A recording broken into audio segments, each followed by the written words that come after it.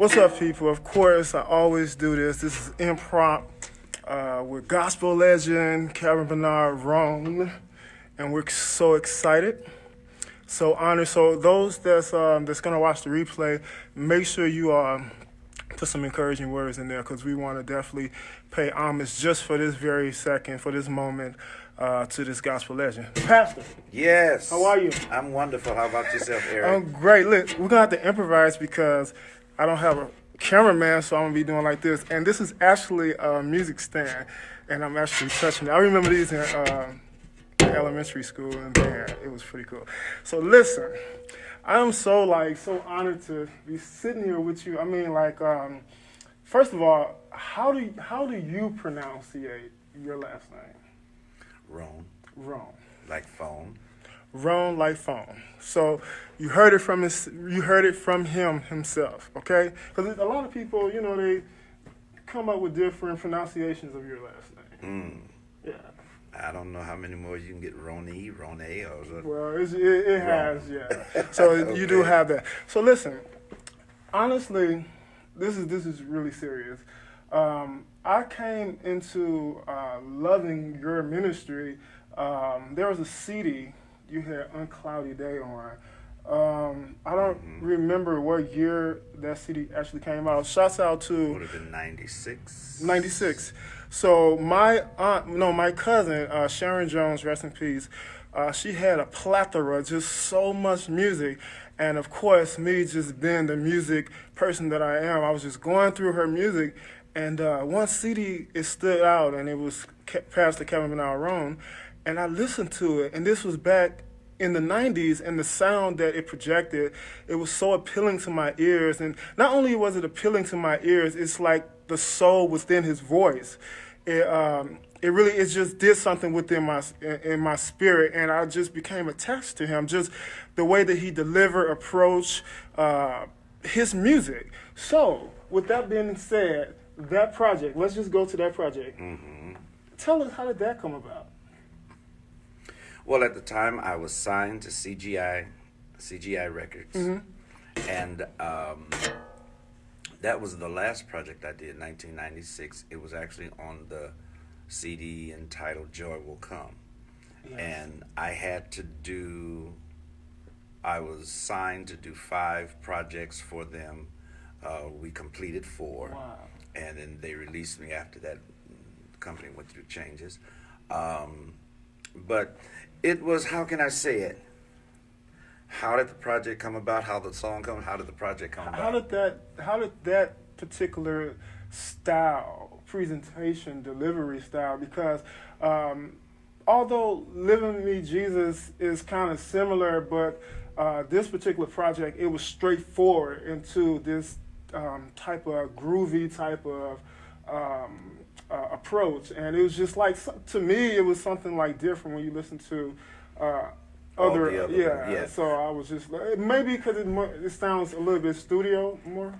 Well, let me see. 2 of my projects were studio. The first one and the last one. Okay. And the middle 2 was live, and the company never really wanted me to go live. They never really wanted me to do a live recording, but I insisted, so I did too. On the first project, it was produced by someone else. It was produced by Gloucester Williams. Okay. So on this last project, the idea was for my music to flow more in the style that was my soul. Okay. And what I say is my authentic self. Because I said I was going to do a live on this as well. One thing I can acknowledge and confess is that while I was, traveling around the country and doing gospel music, I was not completely true to my authentic self. Mm-hmm. So my voice but that project reflected more of my jazz, R&B. Oh, yeah, absolutely.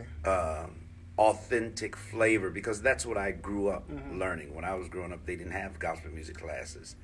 So, I learned classical, I learned jazz, I learned pop and all like that. And that was just my natural, authentic musical expression. Absolutely. Look, put a pin right here. So my mentor just actually logged on. I don't know if you're still on, but as he often say, Bob Merivitz, he often say when he does his interviews, I always hear him say, "Hey, I'm learning. You know, this is I'm in school teaching. I mean, you're teaching, so teach me. I want you to teach me who you are, so that the rest of the world can get a better." Perception and conception of who you are. It's just quite. See, one thing that stands out with you is your voice. Like, it's signature within itself. It's not like you almost had to find some type of signature. It's just like it's a natural signature. When you hear your voice, we know who's singing. So now, when I go back, you do have a project on an LP, right? Mm-hmm. Was that a single or was that a full project? Because I was trying to find out that information. I have my very first two recordings that I did independently were on LPs. So those was complete projects. Okay. The first one only had 7 songs on it. So did they consider that like an EP? It was an LP. Okay. It was a complete LP, but I only put 6 songs on it.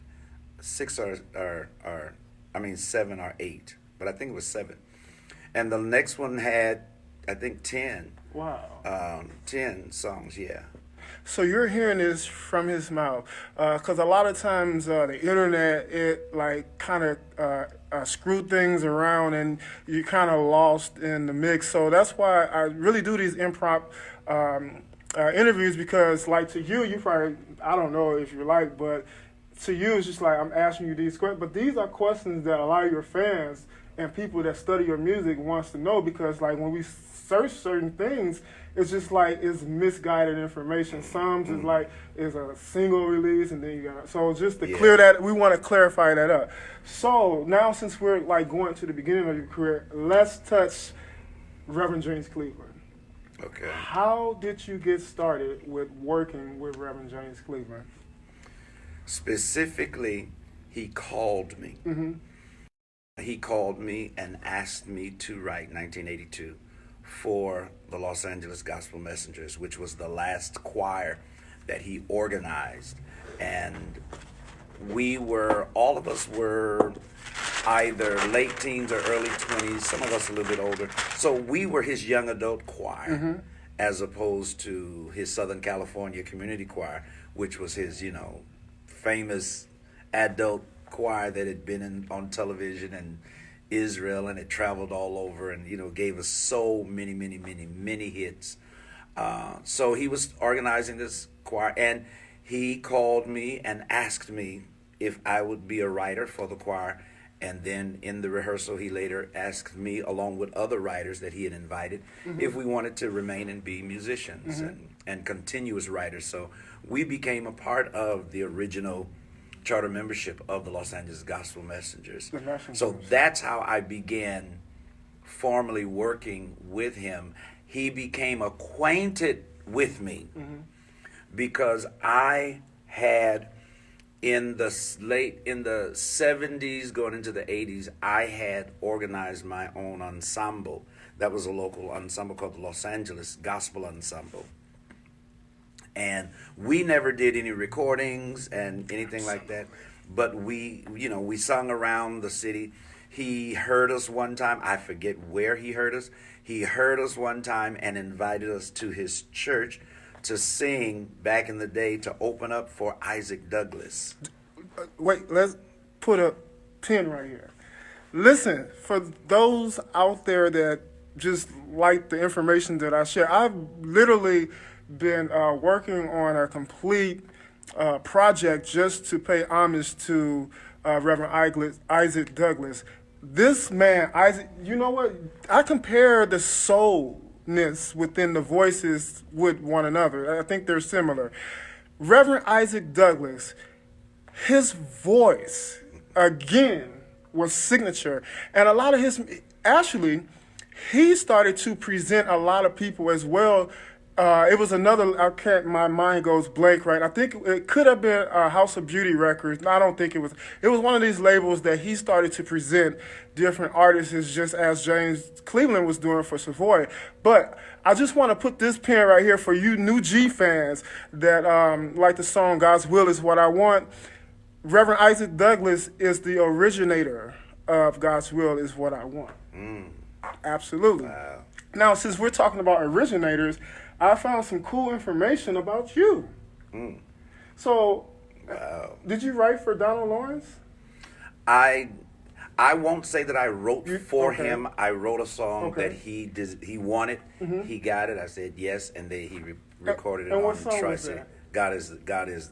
Well, the shorter title is God Is. The complete subtitle is God Is the Strength of My Heart. Did you all know that? Did you all know that?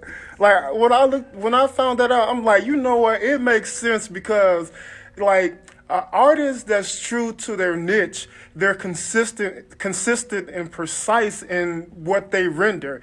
When you listen to that tune, it literally resembled Pastor Rhone. Like, it kind of puts you in that feel of Living Me Jesus, but more modernized. So literally, when you think about it, yes, he wrote that song because it's definitely in his niche. Great job. It's amazing. I wrote the song in the mid to early 80s. And one of the things I did when I organized my congregation, for the most part, we did songs that I wrote. I wrote the majority of songs that we did in our services, and we did other songs, but the majority of songs I wrote. And I wrote when I organized a choir. I wrote the majority of the material, and I wrote that song then, early '80s. Church choir did it, and I was back in the '80s. I would record my church choir, and we'd put out cassettes and just cassettes. Yeah, Okay. because at that time, cassettes was the main avenue, and I never really thought to take them mainstream, Right. but the Lord had spoken to my heart and said, and this is what got me in the recording business or industry: put your music on cassette tape and make it available to the people. That's what God inspired me to do, and so I did it. I brought the song back to life in 2000 something, maybe 2 years before Donald recorded it, or the year before Donald recorded it, or the year that Donald recorded it. Pause right there. Somebody that's watching, tag Donald Lawrence in there. Go ahead. Okay.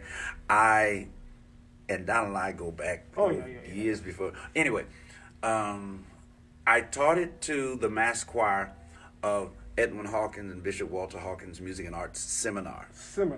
And it was here in Los Angeles. Donald, of course, attended because he was usually attended every year. And they did a live recording the last day. Right. And so that was one of the songs that was taught, and they recorded it. Oh, so it was recorded. They recorded it. Okay. Now watch this. They didn't release it. Oh, okay. Donald was there at the recording. He heard the song, contacted me, called me, and said, "Calvin, I want that song," because he said it had that 80s vibe that he wanted to capture again for Tri-City's finale. So I said, "Sure, go ahead and record." So he recorded. Thank God he did. Praise the Lord. And it did very well. He recorded it, and then later he also put it on Dwayne Wood's project on his label. And then that same year, Wow put it on their collection. If I'm not mistaken, Gotta Have Gospel also put it on their collection. So it was a great blessing to me. And there's this company, I don't remember the name, they do gospel music for aerobics. Okay. And they put it on there too. So it did well, and I'm grateful for that. But that's how Donald got a hold of it. And then later, Edwin Hawkins, before he passed, he released 2 songs. He released a 2-song EP, and that was one of the songs. He did the original version that we recorded. So is that available, you think?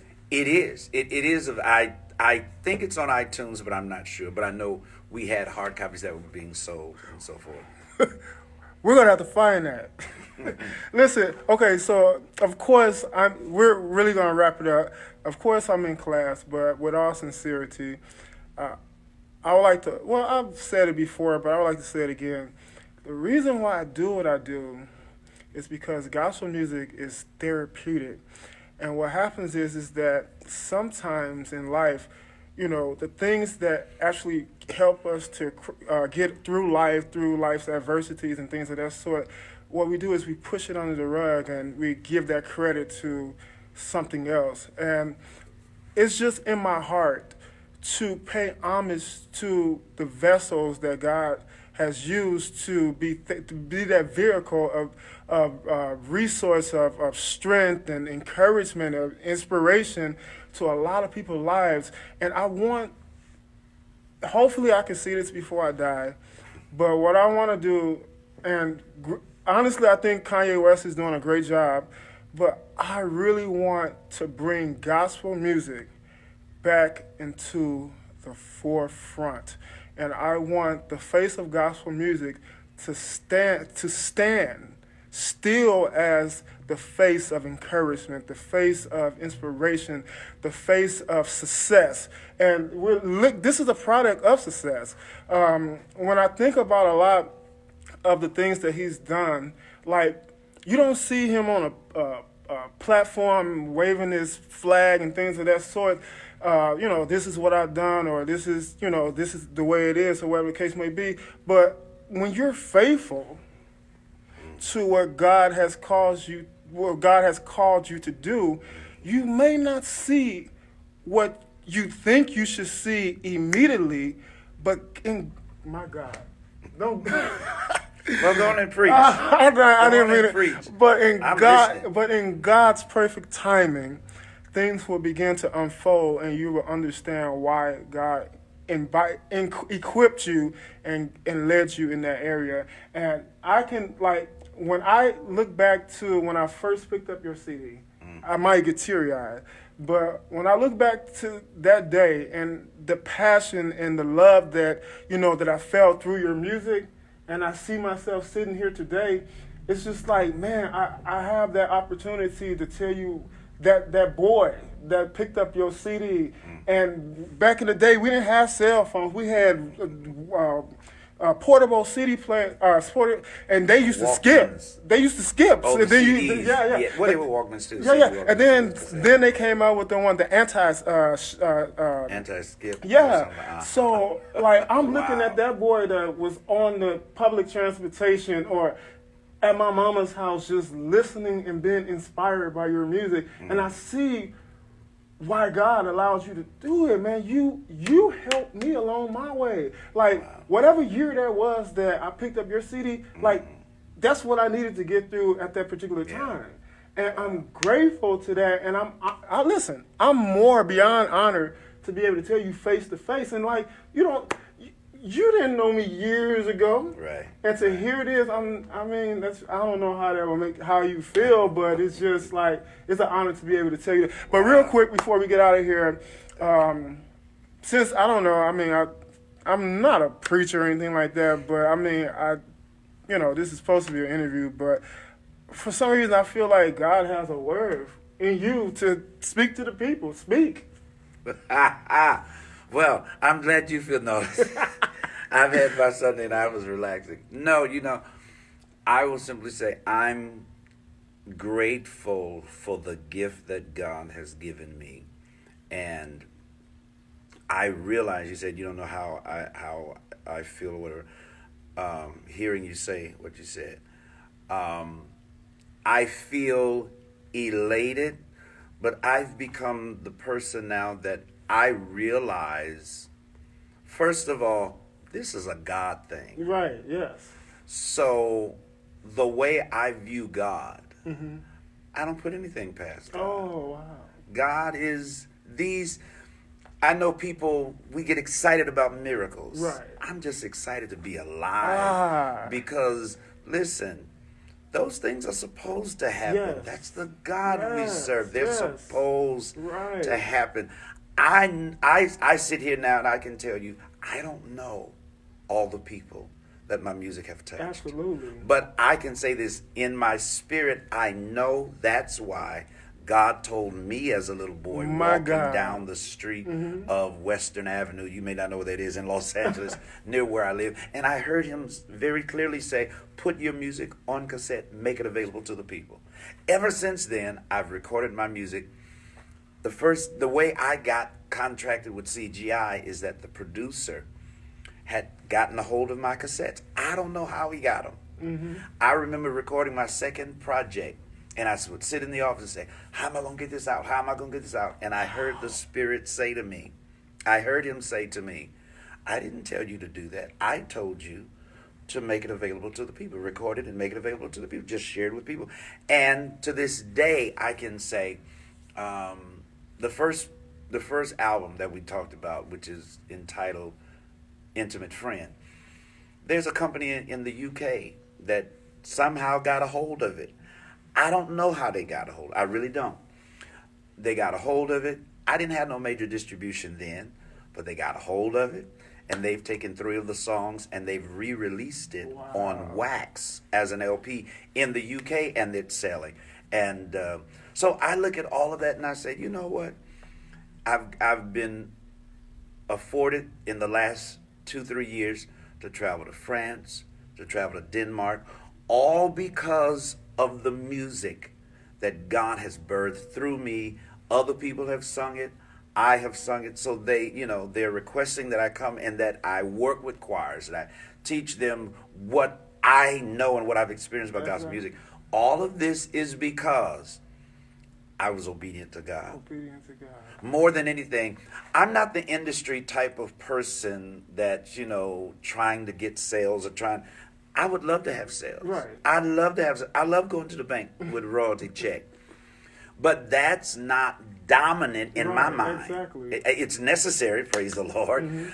But the real thing that's on my mind, I guess this comes from my parents, I know that music can heal. Oh, yes. I know that music can deliver. I know that music can set free. And that's what I desire to see happen. And God promised it. So it has to happen. So I sit back. I'm going to get excited. I'm going to get upset and emotional if don't nobody get nothing. Exactly. Listen, now, as you read the top, oh, my auntie is on here. I love you, Auntie Charlene. Now, this is Impromptu. Now, I don't know what you're going to say, but you already know what I'm about to ask you. No, I don't know what you're going to ask me. Can you please give us just a little bit of Live in Me, Jesus? Oh, absolutely but, not. Please. Okay, you want me to give you a little bit? Can you get on the piano, please? No. Please. I got it on my phone. No, but I want to capture this. Would y'all please tell him to get on, please? Y'all need to help this person. Please. Watch this. This is going to be historic right here. I'm so honored. Watch this. He said he had it on the phone. What's up, Ralph? Hey, Whitney. Hey, Tyrone Baker. Uncle Q, I love you. Hey, Chris. Hey, Donald Buster Woods. Oh, my God. This is about to be amazing. Is it on? I'm getting my sounds together. Momentarily, we're about to witness history right here.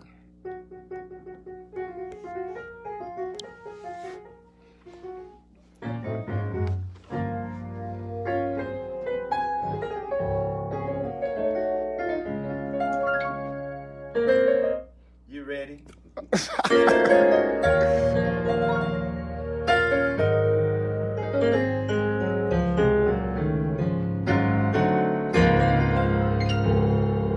Live in me, Jesus. Have your way in me.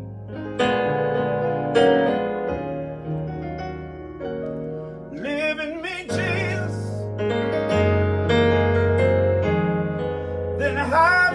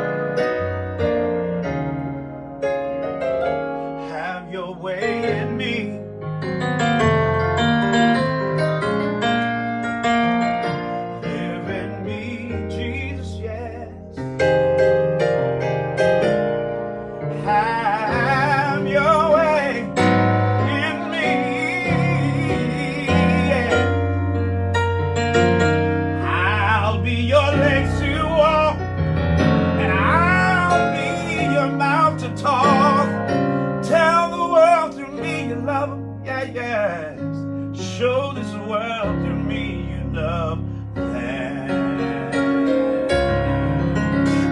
To God be the glory. Yeah, I didn't write that I one. know. But to God be the glory. To God be the glory. To God be the glory for the things sing, Pastor. He has done. All right, you heard it here. We're out of here. Thank you for watching.